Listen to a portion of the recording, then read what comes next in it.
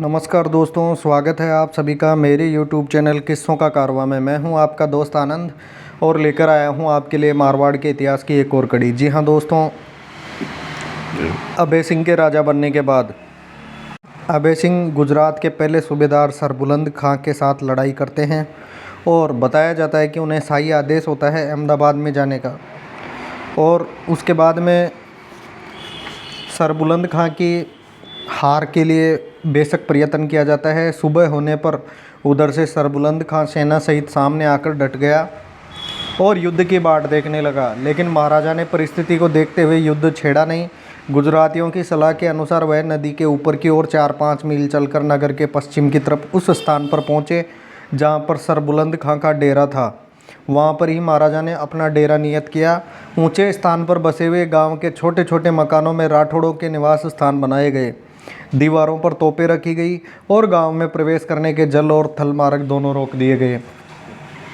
वह स्थान अहमदाबाद के किले के ठीक सामने था और वहां से गोलाबारी करने में सुविधा थी। सुरक्षित गांव में जवामर्द खां और सफदर खां बाबी के साथ मारवाड़ी पैदल सेना रखी गई। भद्र के किले से उन पर थोड़ी गोलाबारी हुई। महाराजा ने सेना की एक टुकड़ी भीकन की कब्र के पास और बहरामपुर के बाड़ा नैनपुर की तरफ भेजी। इसका उद्देश्य यह था कि वहां तोपें लगाकर नगर पर आक्रमण किया जाए। शत्रु की गतिविधि लगभग सूर्यास्त के निकट लगने के कारण सरबुलंद खां सुबह तक वहीं ठहरा, लेकिन सतर्कता की दृष्टि से उसने अपने कुछ आदमियों को काली के किले में और शाही बाग के निकट मलिक मकसूद गुजराती की मस्जिद की छत के ऊपर नियुक्त कर दिया। सवेरा होने पर उसने आगे बढ़कर शाही बाग के सामने दरगाही खां गुजराती की कब्र की दूसरी तरफ डेरा किया। बचा हुआ तोपखाना और सामान थोड़ी सेना के साथ उसने शहर में भिजवा दिया। सारा दिन इस प्रकार बीत गया। शत्रु की गोलाबारी जरूर अवश्य होती रही। उन अधिकृत गांवों में महाराजा के सैनिक पक्की दीवारों का निर्माण करने में लग गए थे। बाहर उन्होंने खाइयां खोद दी थी। इन सब कार्यों से निवृत्त कर उन्होंने भी गोलाबारी का जवाब दिया। जी हाँ दोस्तों, ईस्वी सन 1730 तारीख 20 अक्टूबर को सूर्योदय के 1 या 2 घंटे बाद सरबुलंद खां युद्ध के लिए तैयार होकर साबरमती के रेतीले मैदान में आ जाता है। उसका उद्देश्य शत्रु को सुरक्षित स्थान से हटा देना। घोड़े पर चढ़कर चलने लायक जगह न होने के कारण उसने सैनिकों को जो मैदान से जा रहे थे पैदल चलना पड़ा। इसके बाद बताया जाता है कि अन्य बाधाओं अतिक्रमण करते हुए गांव की दीवारों तक जा पहुंचे, जहां उन्होंने बंदूकें चलाई और उसके बाद इस तरह दूसरे दिन उनकी लड़ाई होती रही।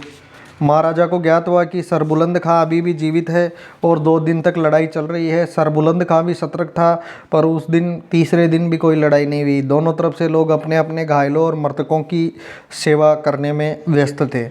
महाराजा ने और लड़ने में लाभ की संभावना नहीं देखकर सुलह संधि करने के लिए महमूदाबाद के जागीरदार मुखलिस खां और खंभात के फौजदार मोमिन को नियत कर सरबुलंद खां के पास पत्र भिजवाया, लेकिन महाराजा उस संधि के लिए पहल करने में मना कर गए। उसके बाद महाराजा ने स्थगित कर दिया। दूसरे दिन थोड़े से आदमियों के साथ सरबुलंद खां खुद महाराजा के डेरे पर गया। वहां उस समय सारे मारवाड़ी सुसज्जित या हथियारबंद खड़े थे।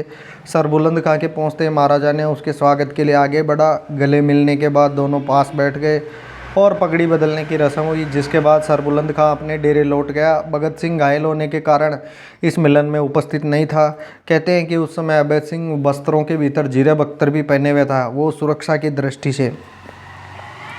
महाराजा भद्र के किले में 26 अक्टूबर 1730 को प्रवेश करते हैं और सरबुलंद खां के प्रस्थान का प्रबंध करने का दायित्व जगदेव नामक व्यक्ति को दिया जाता है। इसके दूसरे दिन रतन सिंह भंडारी ने भद्र के किले में प्रवेश कर वहां नया कोतवाल रखा। गाड़ियों का प्रबंध होने तक सरबुलंद खां को वहीं रुकना पड़ा। छोटी बड़ी 173 तोपें सूबे के दीवान अब्दुल गनी के सुपुर्द कर उससे वहाँ से रसीद ले ली गई। अब भी प्रतिज्ञा किए हुए 1 लाख रुपयों में से 20,000 देने बाकी रह गए थे, जिन्हें भिजवा देने का जिम्मा अमर सिंह ने अपने ऊपर लिया। इसके बाद मोडासा तथा उदयपुर होते हुए सरबुलंद खां आगरे चला गया। तब महाराजा के शाही बाग के निकट आकर किले में प्रवेश करने की शुभ घड़ी का इंतजार करने लगा। वहाँ ही अब्दुल गनी खां और अब्दुल मुखाबिर खां जाकर उससे मिले और महाराजा ने अपने भ्राता सहित भद्र के किले में प्रवेश किया, जहां कुछ समय ठहरने के बाद वह अपने डेरे लौट गए। कुछ दिनों के बाद स्थायी रूप से यहां आकर वह सूबे की देखभाल करने लगा। इसके बाद बताया जाता है कि उसी साल महाराजा ने अपने भाई भगत सिंह को पाटन का हाकिम नियुक्त कर दिया और वहाँ का कार्य निरंतर चलाने का कार्य जिम्मा सौंपा।